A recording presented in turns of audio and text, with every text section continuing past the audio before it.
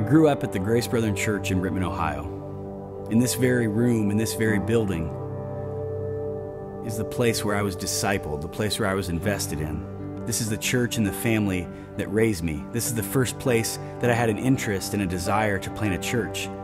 This is a place that nurtured me into my call into ministry. I learned a lot of things here, but I think the biggest thing I learned was family.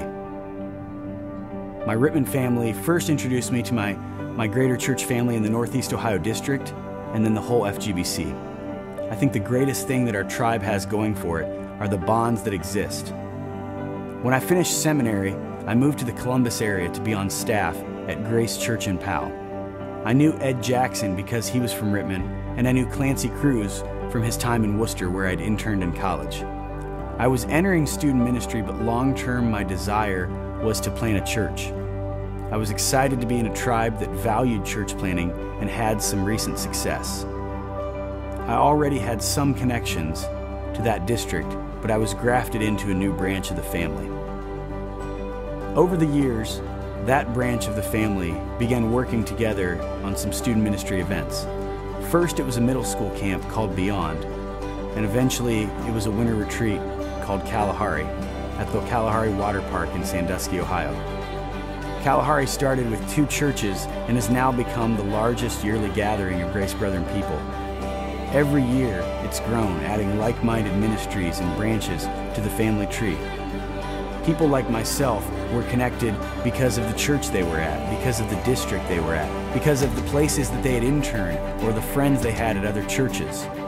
Your initial connection to Kalahari could be lots of different ways, but we were and we are a family. One thing that I've always found fascinating about our branch of the FGBC tree is the history of church planting that exists. There has always been a focus and an emphasis on the multiplication of churches. In my time in Columbus, I've heard many stories about how Grace Church in Polaris was started with a team of 8 to 10 in the basement of a home, and how over the next years it grew to thousands in attendance. The piece of their story that I love the most is that their legacy isn't just in their own church walls, but they helped plant and help get started much of the North Central Ohio district. Churches in the Columbus area, churches in Blacklick, churches in Dublin, churches in Pataskala and Pickerington and Grove City, London, Delaware.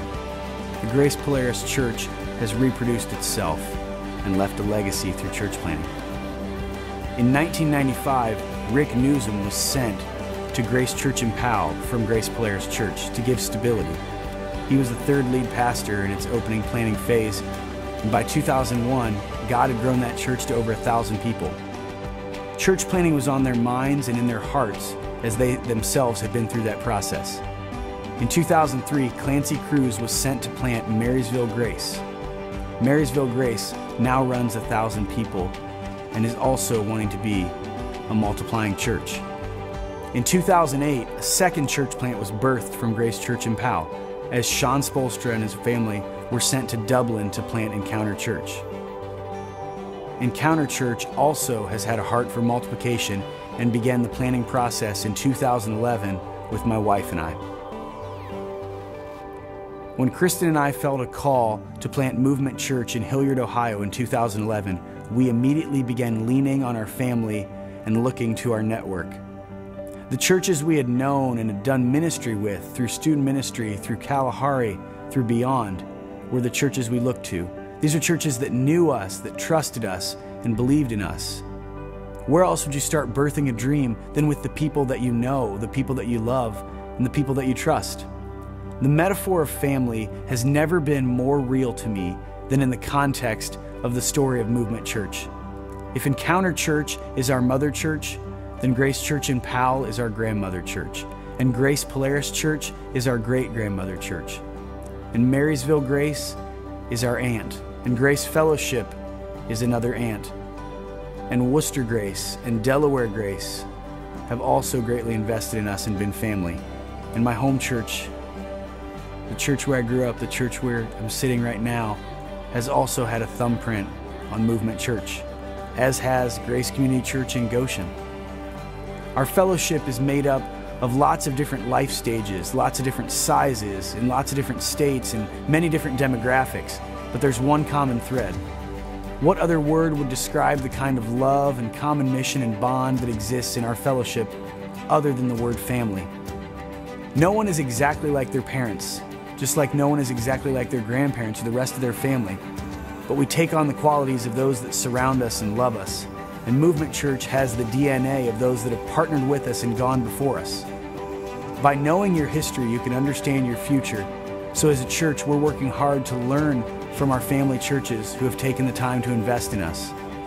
We're working hard to learn from the churches who have given us their DNA and blessed us with their finances. We're walking in the footprints of our network. We're walking a trail made level by them going before us. We're dependent on their prayer and encouragement. We're dependent on our branch in the family tree. Movement Church is glad to be a part of the family of the FGBC, and we can't wait to add to our number.